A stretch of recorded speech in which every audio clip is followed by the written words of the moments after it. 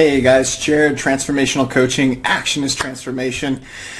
In this video, we're going to get into how to know what your needs are in a relationship.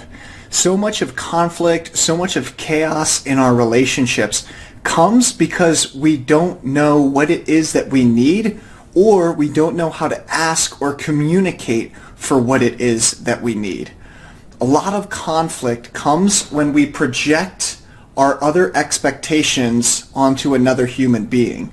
So for instance, I can remember times where I needed more love and support in my life, but I didn't know how to communicate that. And so when my partner wasn't giving that to me, I would automatically get upset and get in a fight with them. And then they would be like, "Why are you mad at me?" But it was because I didn't know that I had those needs. And so in this video, I'm going to share with you how to communicate your needs and 3 of the most important needs that you need to be aware of so you can have a healthy relationship with your significant other, your spouse, even your family, your brothers and sisters, or even in business relationships. First off, it's really important to understand that when you're having your needs met, your emotional needs, your financial needs, your social needs, your need for human connection and physical touch, when you have those needs met, you will feel better about your life.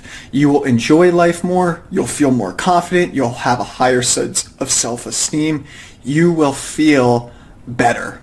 So it's really important to get that, because once we understand that we have needs and that our well-being and happiness is predicated upon those needs getting met, then we can go out there in the world, communicate our needs, and find more satisfaction and enjoyment in life.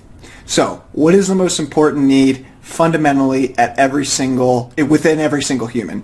Now, there's a lot of theories on this in psychological theory, but what I believe is the most important fundamental need in human experience is number 1, safety and security. Everything comes down to safety and security. Think about it. Would you ever get into a relationship with someone who doesn't make you feel safe or secure? Some people, they feel safe and secure when they're with someone who's abusive because that's what they know. But ultimately, if we feel safe and secure with someone else, we're going to feel more relaxed. We're going to feel like we can connect with them on a deeper level. We're going to have intimacy. And we're going to be able to communicate what it is that we need because we feel safe. When we don't feel safe, we have a hard time communicating what it is that we want or speaking up for ourselves. We feel like we're walking on eggshells. And so many times I see this in relationship. Making people feel safe, making yourself feel safe and secure is the greatest gift I think that you can give to yourself or another human being. Ultimately, every human being wants to feel safe and secure. It's just in different aspects of their life. Some people feel safe and secure with X amount of money in their bank account. Others feel safe and secure with having 2 loving relationships. So understanding what it is that you need is the most important step to feeling like you have a connection with another human being and allowing yourself to feel safe. When we communicate what it is that we need, then we can figure out if that other person can meet those needs. For instance, if you're not feeling safe in a relationship, well then chances are that that's not the right relationship for you. So safety is an absolute important need. And there's all different types of safeties that need to be met. Number 1, financial safety. Number 2, emotional safety. I can express my emotions. Number 3, intellectual safety, so I feel like I can express my worldview without triggering this other person. And then number 4, social safety. I can hang out with you, I can feel safe, we can go out and do the same things together, and we can enjoy our relationship and connection. Ultimately, everything comes down to safety. If you haven't seen my video on the importance of vulnerability, I make the connection between that. When you're vulnerable and transparent with another human, they can see inside of you. When a person can see inside of you, they trust you more. And when you trust another individual, then you feel safe. It's the basis for all relationship. So safety is really what it comes down to. Does that make sense? Awesome. Let's go into point number 2. Number 2 is connection. Connection is so importantly vital to our human existence. We love to connect with people who have same values. We love to connect with people who have same shared experience. We love to connect with individuals who who think and feel like we do. When we get that sense of connection within a community, within friendship, within business, we feel more grounded, and it helps orient ourselves in the physical world. It helps orient ourselves to what it is that we want. Connection is so vital. Even scientists say that whenever you're touched physically, your body or your brain releases a chemical called oxytocin, and that oxytocin allows us to feel more connected with another person. And oxytocin is a chemical that's responsible for bonding between a mother and a child, and it's really responsible for what allows us to feel connected to another person. So physical touch is really key. And there's different types of connection. There's physical connection, there's emotional connection, there's mental connection, sexual connection, energetic connection. There's all these different ways that we can connect with other human beings. The key thing to recognize here is that we want to connect with people who remind us of who we really are, who take us deeper into ourselves. When we connect with those individuals, then what happens is we feel safe, we feel secure, we feel grounded, and we can orient ourselves in the world. Have you guys ever heard of this saying where it says, what are the five, if you hang out with five people, you become those five individuals? That's what this is about. The five individuals that you connect with, you become. Because our individuality is who we are connected with. What we call as myself, our thinking, our thoughts, our feelings, our emotions, all of that is connected to the collective. We are, as an individual, our individuality is made up by our connections to the collective whole. There's a great word for this that Ken Wilber calls Holland. Holland is an individual, but also the sum of all the parts. It's a really beautiful word that I think explains the paradox of being human, but also being connected in one with everything.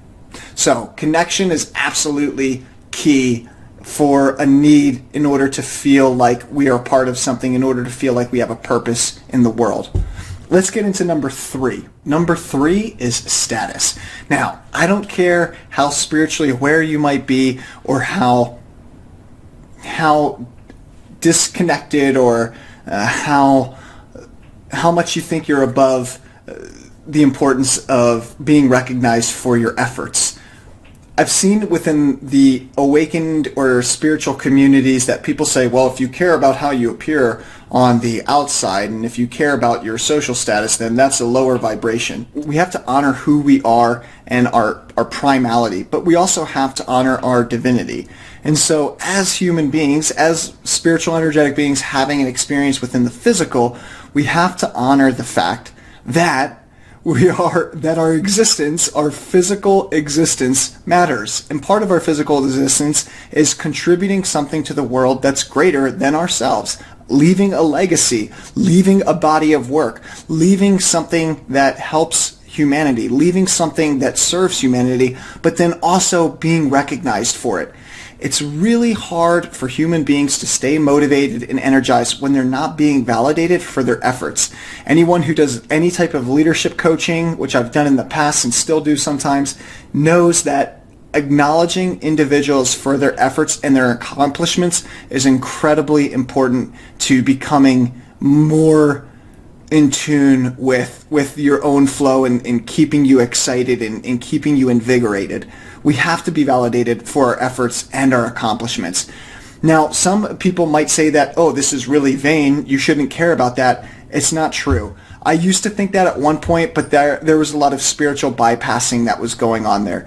Human beings have an inherent need to serve their fellow humans. They have an inherent need to contribute a body of work or a legacy to leave behind that extends past them.